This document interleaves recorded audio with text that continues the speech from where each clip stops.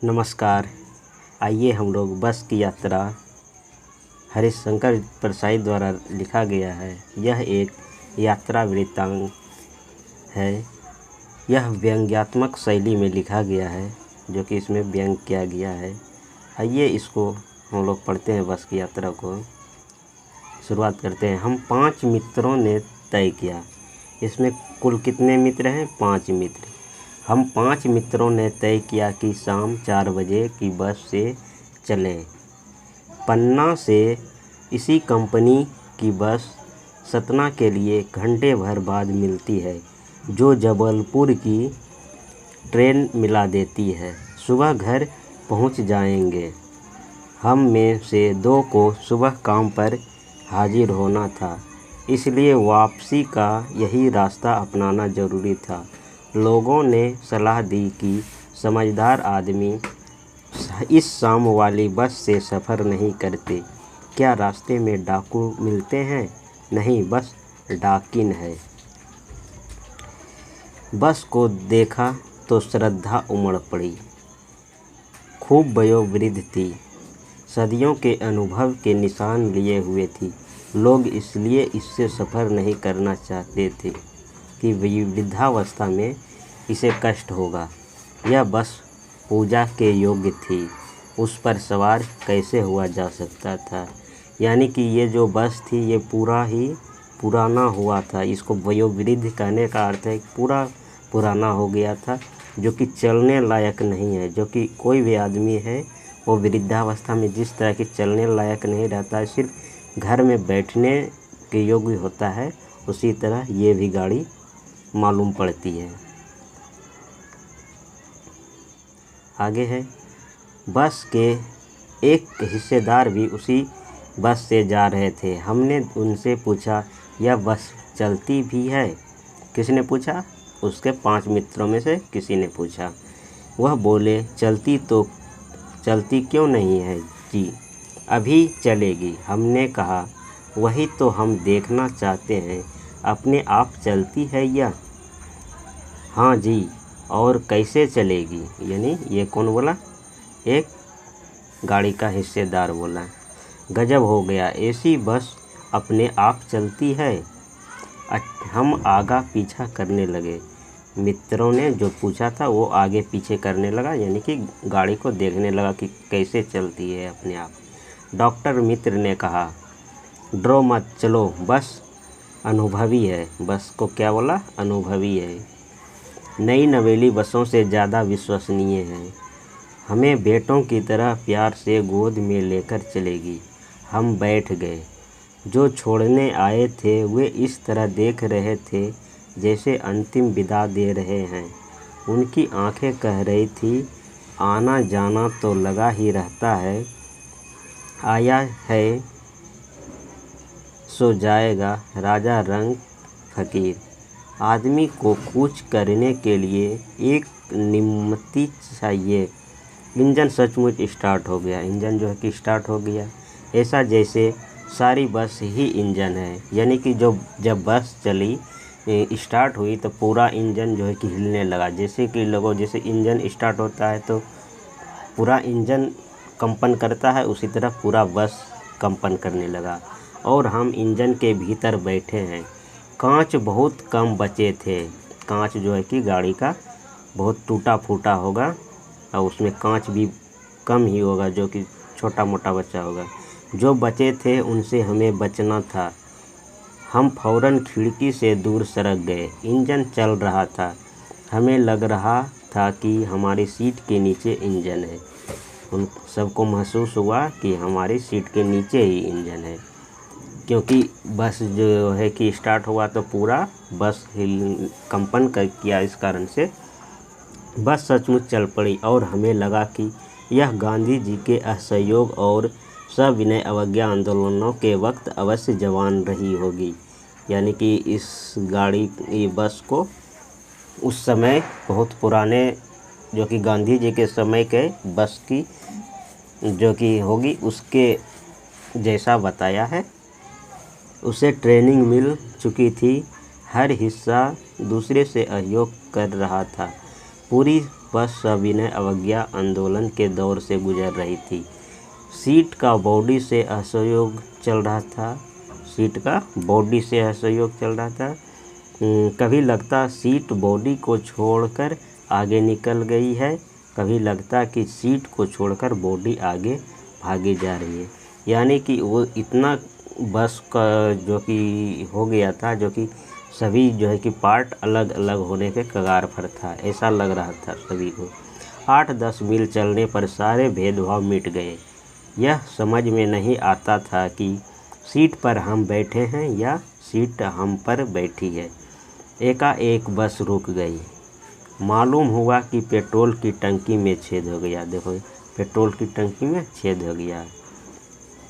Driver ने बाल्टी में पेट्रोल निकालकर उसे बगल में रखा और यानी कि बगल में रख दिया। वो टंकी से जो है कि अब पेट्रोल नहीं जाएगा, तो एक बाल्टी में लाया पेट्रोल, उसी से पाइप निकाल करके इंजन में डाला और बगल में रखा, बाल्टी को रखा और नली डालकर इंजन में भेजने लगा।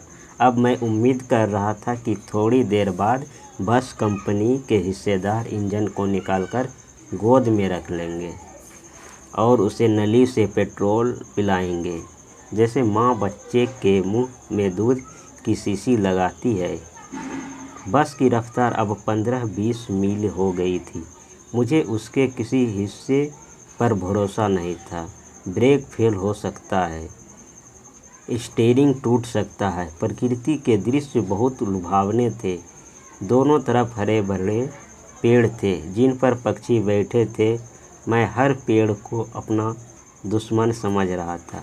जो भी पेड़ आता डर लगता कि इससे बस टकराएगी। वह निकल जाता तो दूसरे पेड़ का इंतज़ार करता।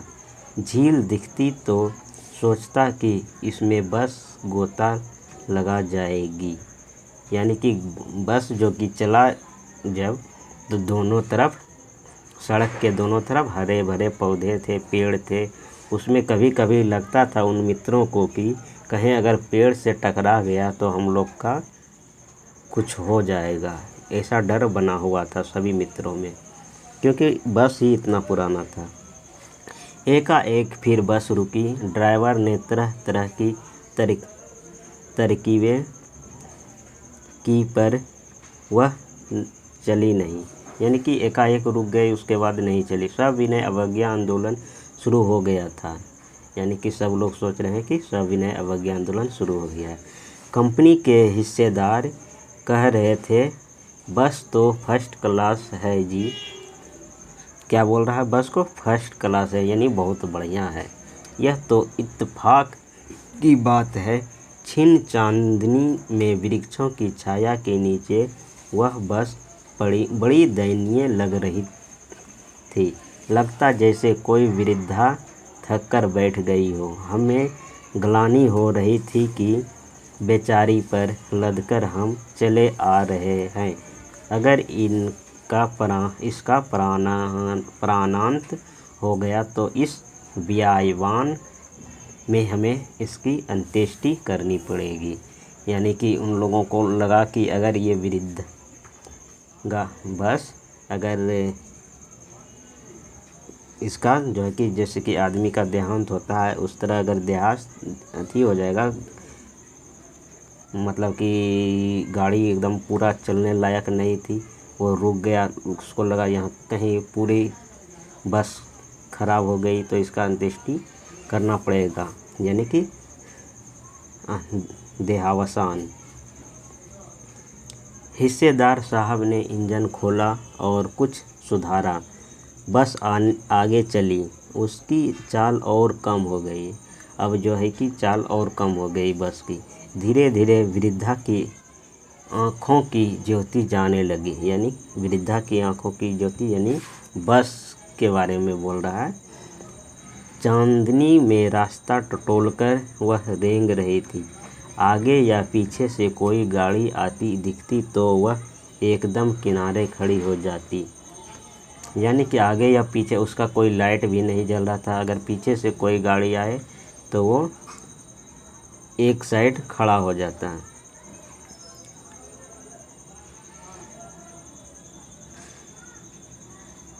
किनारे खड़ी हो जाती और कहती, निकल जाओ बेटी, अपनी तो वह उम्र ही नहीं रही।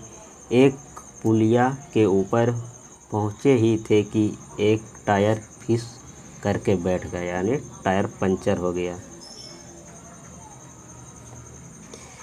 वह बहुत ज़ोर से हिलकर थम गई। अगर स्पीड में होती तो उछलकर नाले में गिर जाती। क्या बोला है? अगर स्पीड गाड़ी में होता तो उछलकर नाले में गिर जाती बगल में। मैंने उस कंपनी के हिस्सेदार की तरफ पहली बार श्रद्धा भाव से देखा। वह टायरों की हालत जानते हैं, फिर भी जान हथेली पर लेकर इसी बस से सफ़र कर रहे हैं। उत्सर्ग की ऐसी भावना दुर्लभ है। सोचा, इस आदमी के साहस और बलिदान भावना का सही उपयोग नहीं हो रहा है। इसे तो किसी क्रांतिकारी आंदोलन का नेता होना चाहिए। किसको बोल रहा था? बस के एक हिस्सेदार को। अगर बस नाले में गिर पड़ती और हम सब मर जाते तो देवता बाहें पसारे उसका इंतज़ार करते, कहते, वह महान आदमी आ रहा है जिसने एक टायर के लिए प्राण दे दिया। क्या बात! पर मर गया, पर टायर नहीं बदला। टायर की ऐसी हालत थी कि कुछ भी हो सकता था। दूसरा घिसा टायर लगाकर बस फिर चली, यानी दूसरा घिसा हुआ ही टायर लगाकर फिर, यानी दूसरा जो होता है उसको लगा करके चल पड़ी। अब हमने वक्त पर पन्ना पहुंचने की उम्मीद छोड़ दी थी। पन्ना कभी भी पहुंचने की उम्मीद छोड़ दी थी। पन्ना क्या, कहीं भी पहुंचने की उम्मीद छोड़ दी थी। लगता था ज़िंदगी इसी बस में गुजारनी है और इससे सीधे उस लोक को प्रयाण कर जाना है। इस पृथ्वी पर उसकी कोई मंजिल नहीं है। हमारी बेताबी, तनाव खत्म हो गए। हम बड़े इत्मीनान से घर की तरफ बैठ गए। चिंता जाती रही, हंसी मजाक चालू हो गया। बस धन्यवाद। और आगे के कहानी और व्यंग को सुनने के लिए धन्यवाद।